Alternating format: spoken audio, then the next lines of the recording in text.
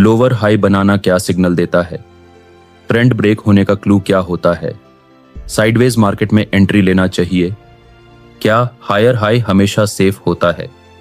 HHHL का cycle कितना powerful है? LHLL में बायर्स क्यों गलती करते हैं? ट्रेंड लाइंस के बिना ट्रेंड कैसे समझें?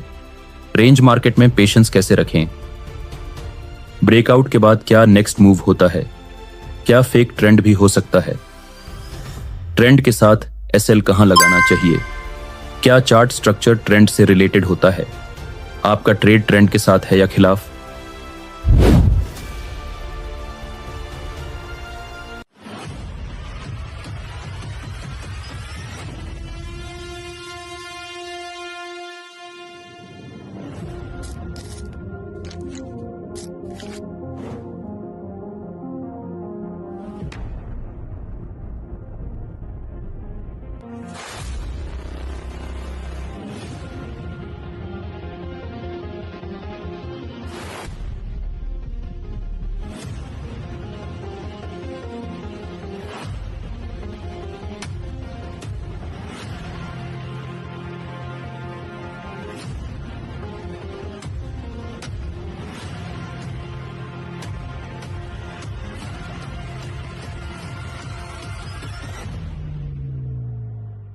Charteddestiny, episode 55.